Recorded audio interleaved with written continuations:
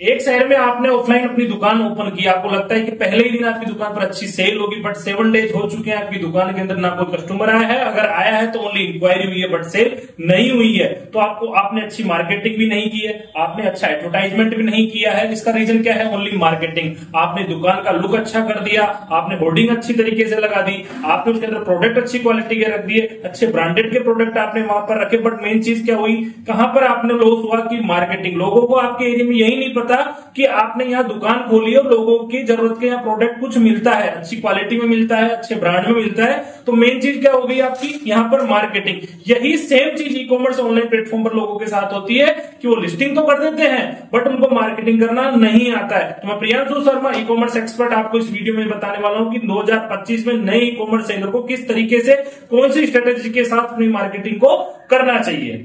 मैं आपको आज के इस वीडियो में ये बताने वाला हूं कि 2025 के अंदर आप कौन सी ई कॉमर्स स्ट्रेटेजी को यूज करके आप 2025 में अपनी एक अलग पहचान बना सकते हैं, किस तरीके से आप अपना प्रोडक्ट ऑनलाइन सेल करके अच्छी सेल ग्रो कर सकते हैं। इन सब टॉपिक पर अपन आज की वीडियो में चर्चा करेंगे। नए ई कॉमर्स सेलर पर कौन सी स्ट्रेटेजी सबसे पहले काम करती है, मैं आपको डिफरेंस बता देता हूं। अमेजन और फ्लिपकार्ट की जो स्ट्रेटेजी होती है मार्केटिंग की, वो बिल्कुल डिफरेंट, और यहाँ की मीशो की स्ट्रेटेजी वो बिल्कुल डिफरेंट रहने वाली है।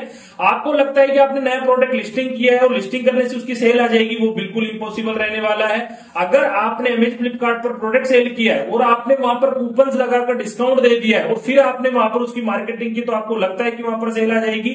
डिस्काउंट देने से सेल कभी भी नहीं आती है, ना तो मीशो पे आती है, ना अमेजन पे आती है, ना फ्लिपकार्ट पे आती है। उसके लिए आपको अच्छा प्रोडक्ट आपको सेलेक्ट करना पड़ेगा। पहला टॉपिक मैंने आपको बताया कि आपने कौन सी स्ट्रेटेजी से उसको काम लिया, किस तरीके से आपने डिस्काउंट दिया और आपको डिस्काउंट की वजह से भी कोई प्रॉफिट नहीं हुआ है। दूसरा जो टॉपिक रहने वाला है वो रहने वाला है रॉन्ग प्रोडक्ट सिलेक्शन। आपको मार्केट में यही नहीं पता कि कौन से प्रोडक्ट की डिमांड चल रही है। आप एक ही प्रोडक्ट में 1 साल तक काम कर रहे हो, 2 साल तक काम कर रहे हो, ऐसा नहीं है। आपको टाइम के हिसाब से प्रोडक्ट चेंज करना पड़ेगा, टाइम के हिसाब से प्रोडक्ट अपडेट करना पड़ेगा, अच्छी प्राइस आपको वहां पर लानी पड़ेगी। तो मेन आपका सेकंड पॉइंट क्या रहा? Wrong product selection. आपको प्रोडक्ट सिलेक्शन करने के लिए भी आप हमारे चैनल पर जाकर देख सकते हैं, हमने काफी सारे डाले हुए हैं जिसके अंदर हम आपको ये बता दें कि इस टाइम पे कौन सा प्रोडक्ट ट्रेंडिंग कर रहा है, पिछले महीने में कौन सा प्रोडक्ट ट्रेंडिंग कर रहा था, उससे पहले कौन सा प्रोडक्ट ट्रेंडिंग में चल रहा था और आज की डेट में कौन सा प्रोडक्ट ट्रेंडिंग में चल रहा है। तो थर्ड जो टॉपिक रहने वाला है वो रहने वाला है एड्स का ब्लाइंड यूज करना। ऐसा नहीं है कि आपको डायरेक्ट सभी प्रोडक्ट पर एडवर्टाइजमेंट करना है, ओनली आपको एडवर्टाइजमेंट उसी प्रोडक्ट पर करना है जिसकी मार्केट में डिमांड चल रही है, जिसकी मार्केट में ऑनलाइन सेल कर रहे हैं प्रोडक्ट, और उसको आप प्राइस में भी आप कम्पीट कर पा रहे हो। ओनली आपको वही प्रोडक्ट ऑनलाइन सेल करना है या उसी प्रोडक्ट पर आपको एडवर्टाइजमेंट का यूज करना है। आपका पैसे का लॉस भी होगा और आपको सेल में भी किसी भी तरीके का प्रॉफिट नहीं होगा। तो मेन जो टॉपिक था अपना क्या था? एड का ब्लाइंड यूज आपको किसी भी तरीके से नहीं करना है। ऐसा नहीं है कि आप हमेशा एनी टाइम ये एडवर्टाइजमेंट में पैसा खर्च कर रहे हो, उससे भी आपको किसी भी तरीके का कोई प्रॉफिट नहीं हो रहा। तो उस तरीके का अपन को एडवर्टाइजमेंट का भी किसी भी तरीके का कोई यूज नहीं करना है। फोर्थ नंबर का जो अपना टॉपिक रहने वाला है वो रहने वाला लुक ऑफ ब्रांडिंग। अगर आप जेनरिक में प्रोडक्ट सेल करो या अपना प्रोडक्ट ब्रांड में सेल करो, अगर आप जेनरिक में सेल कर रहे हो, ब्रांड में सेल कर रहे हो, उसका कोई मैटर नहीं करता। आपको पैकेजिंग अच्छी रखनी है, अपना जो प्रोडक्ट है उसमें आपको पैकेजिंग अच्छी रखनी है। और लोगों की तुलना में ऐसा नहीं है कि लोग कोई प्रोडक्ट 500 रुपए में सेल कर रहे हैं, आप उसको 400 रुपए में सेल करो और आप वहां क्वालिटी में अगर कॉम्प्रोमाइज कर रहे हो तो भी आप सेल अच्छी नहीं ला पाओगे। और पैकेजिंग में आपको अच्छे तरीके से ध्यान देना है, पैकेजिंग पे आपको अच्छा इन्वेस्टमेंट करना है। चाहे 2 रुपए 5 रुपए पैकेजिंग का खर्चा ज्यादा आ रहा है, पर कस्टमर के पास अगर प्रोडक्ट पहुंच रहा है तो उसकी पैकेजिंग में वो सामने वाला कस्टमर सेटिस्फाई होना चाहिए, प्रोडक्ट उसके पास सेफ होना चाहिए, प्रोडक्ट किसी भी तरीके से डिस्प्लेच नहीं होना चाहिए, स्क्रैच नहीं होनी चाहिए, प्रोडक्ट पर किसी भी तरीके का कुछ भी डिफेक्टिव नहीं आना चाहिए, नहीं तो रिटर्न आपके पास वो आएगा।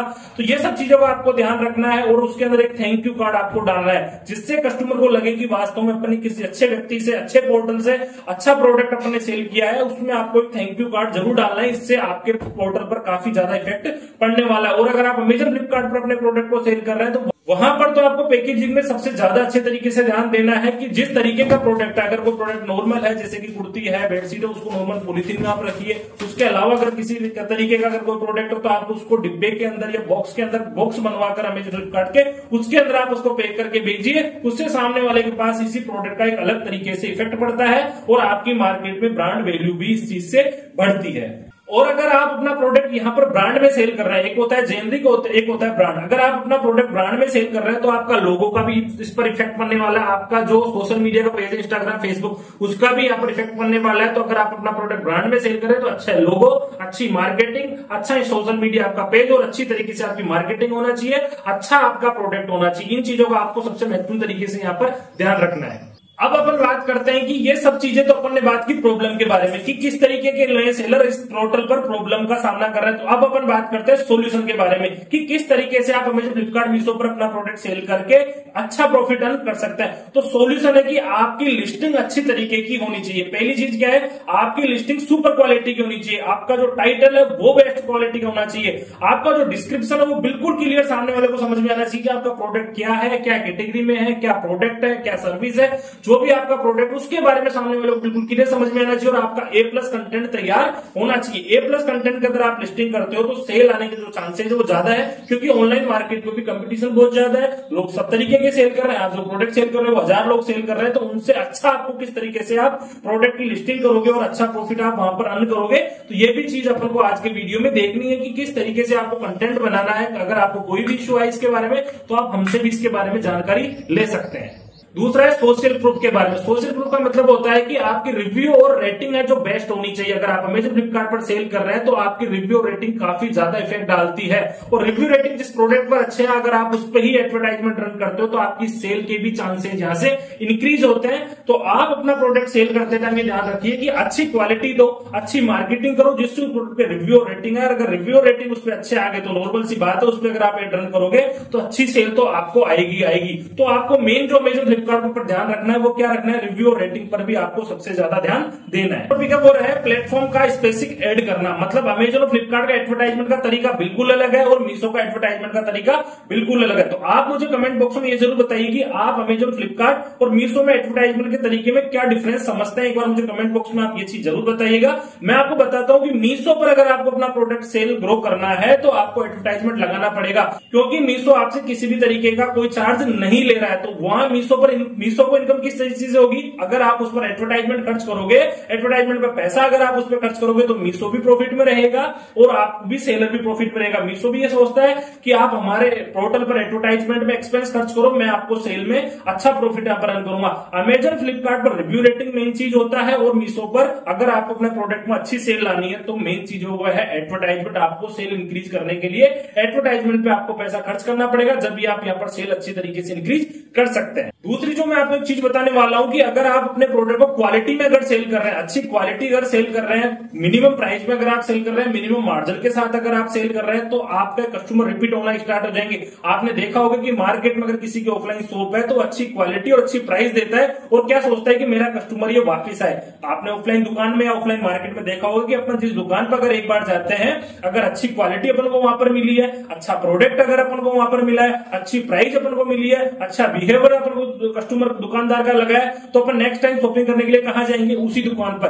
तो अगर आप अपना प्रोडक्ट ऑनलाइन भी सेल कर रहे हैं तो अच्छी क्वालिटी, अच्छी प्राइस, थैंक यू कार्ड, अच्छी पैकेजिंग, ये सब आप अपने कस्टमर के साथ सामने पेश कीजिए। तो कस्टमर आपको मार्केट में खुद भी माउथ मार्केटिंग आपके लिए करेगा कि मैंने इस लिंक से ये चीज मंगाई है, आप भी इस प्रोडक्ट को इस लिंक से मंगाइए, अच्छी क्वालिटी है, अच्छी प्राइस है। तो कस्टमर का अगर रिपीट होता है तो ही आप प्रॉफिट में रहोगे, नहीं तो आपके प्रॉफिट होने के चांसेस बहुत ज्यादा कम हो जाएंगे। क्योंकि अगर मार्केट में कस्टमर अब तक रिपीट नहीं होंगे तो आपको डेली नए कस्टमर ढूंढने पड़ेंगे। नेक्स्ट जो टॉपिक है वो है ग्रोथ स्टेज। आप किस तरीके से अपने पोर्टल को ग्रोथ कर सकते हैं, वो है एफबीए प्रोसेस। आपको अमेजन और फ्लिपकार्ट के वेयर हाउस में माल भेजना है। लास्ट स्टेज में जब आपकी अच्छी सेल आने लग जाए तो आपको अमेजन और फ्लिपकार्ट के वेयर हाउस में माल भेजना है, क्योंकि आपने कई बार अमेजन से शॉपिंग की, आपने कई बार फ्लिपकार्ट से शॉपिंग की, आपके 1 से 2 दिन या 3 दिन में आपका प्रोडक्ट पहुंच जाता है। तो जितनी जल्दी आपके पास प्रोडक्ट पहुंचेगा आप उतने ज्यादा उस प्रोडक्ट के कस्टमर से या उस पोर्टल से आप उतने ज्यादा इंप्रेस होते हैं कि आपने आज ऑर्डर किया, 2 दिन बाद ऑर्डर आ गया, आज ऑर्डर किया, कल ही आपका प्रोडक्ट आ गया।